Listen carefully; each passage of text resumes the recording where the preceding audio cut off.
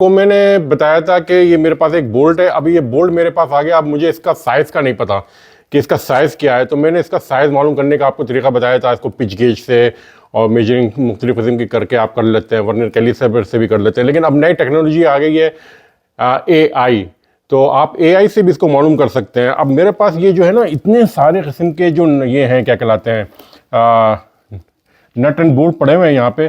अब मुझे इनमें से किसी का साइज़ नहीं पता होता। ये मैट्रिक भी होते हैं, स्टैंडर्ड भी होते हैं और मुख्तलिफ किस्म के साइज़ होते हैं। मैं अब ना इनसे लड़ नहीं सकता, तो मैं अब आपको एक तरीका बता रहा हूँ कि ना AI से आप कैसे मालूम कर सकते हैं। ये सिर्फ इस नट या बोल्ट के लिए नहीं होता, आप ये नट का भी साइज़ मालूम कर सकते हैं। ये देख रहे हैं आप मेरे पास ओ रिंग, इस ओ रिंग का भी साइज़ मालूम कर सकते हैं आप। इस प्रॉकेट का भी साइज़ मालूम कर सकते हैं। तो वो कैसे मालूम करते हैं वो मैं आपको बता देता हूँ। सबसे पहले तो आपको एक बहुत ही प्रिसाइज किस्म का जो ना एक स्केल लेना है, ये वाला इस किस्म का, कि जिससे कि ना आपको पता चल जाए कि ना मेजरमेंट क्या होती है। आप ये भी ले सकते हैं, इसको भी अगर आप चाहें तो आप इसको भी इस्तेमाल कर सकते हैं। इसमें मसला ये होता है कि इसकी जो नंबरिंग होती है वो बहुत ही इनके दरमियान में बहुत गैप होता है। इसके अंदर जो है इतना गैप नहीं होता। तो अब आपको क्या करना है, आपको ये बोल्ट जो है ना यहाँ पे इस तरह इसके बराबर में रख देना। आपको ये नहीं देखना कि आपको 1 पे रखना है या ये रखना है, AI खुद सब कुछ चेक कर लेगा। आपको बस क्या करना है कि आपको इस तरह करके बोल्ट रख लेना है।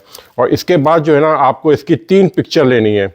अच्छा, पिक्चर का असूल कुछ भी हो सकता है, आप 3 ले लें, 2 ले लें, 1 ही ले लें। लेकिन ना इंजीनियरिंग का असूल होता है top view, side view, front view. तो आप भी ऐसे ही करें और आप इसके अंदर ना 3 पिक्चर लें। कि मिसाल के तौर पे जो है ना, मैं एक पिक्चर इसकी बिल्कुल ऊपर से ना बहुत ही क्लोज और बहुत ही सफाई से जो है ना एक तस्वीर मैं इसकी यहाँ से ले रहा हूँ।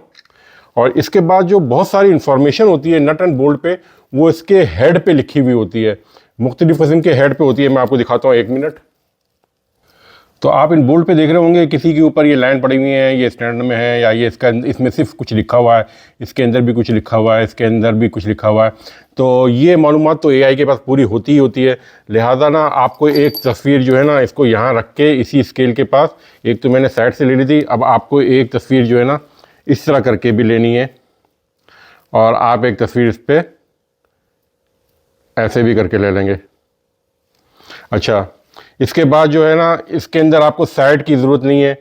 इसके अंदर ये 2 तस्वीरें काफ़ी हो गए। अब आप क्या करें, या तो GPT पे चले जाएं या आप जो है ना इसके अंदर क्या नाम है इसका, GPT और कोई भी AI के ग्रुप पे चले जाएं, व्हाट्सएप के AI पे चले जाएं और वहाँ पे आप अपनी इसकी तस्वीरें लोड कर दें तो वो आपको दिखाता है। मैं आपको दिखाता हूँ, 1 मिनट।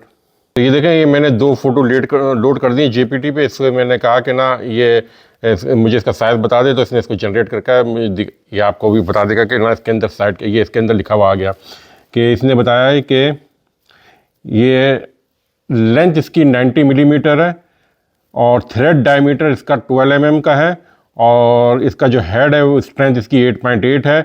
और ये आपने देखा कि इस तरह जो है ना हमको इसके बारे में पूरी मालूम चल गई कि ना ये इसका साइज़ क्या है।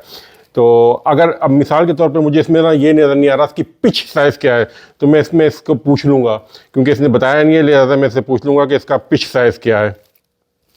तो इसने देखें, अब मुझे ना मैंने इससे पूछा पिच साइज़ क्या है, तो इसने बता भी दिया कि M12 की जो 1.75 पिच साइज़ है। तो इस तरह हम जो है ना इसको मालूम कर लेते हैं। इसी तरह अगर आप चाहें तो आप ये हटा दें और यहाँ पे ओ रिंग बिल्कुल इसी तरह आप ना ओ रिंग रखें और आप इस ओ रिंग का साइज़ मालूम करने के लिए इसको बताएं तो ये आपको जो है ना एग्जैक्ट ओ रिंग का भी साइज़ बता देगा। बड़ा कन्वीनियंट। लेकिन इसके बाद जो है ना आपको मसला ये होता है कि इंजीनियरिंग में 99% अगर आप श्योर हैं तो वो काम नहीं करता।